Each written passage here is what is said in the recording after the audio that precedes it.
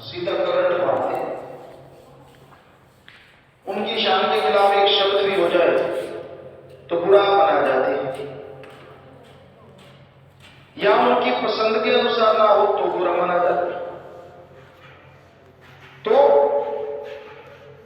ये प्यार मोहब्बत की कमी क्यों आती है? इंसान के अंदर दो ताकतें चलती हैं जो दिमाग को चलाती हैं, एक ध्यान और दूसरा काल। आगे अगर जाए तो एक मन और एक आत्मा, और आगे जाए तो नेगेटिव और पॉजिटिव विचार। तो जिसको ज्यादा खुराक मिलेगी बलवान तो वही होगा।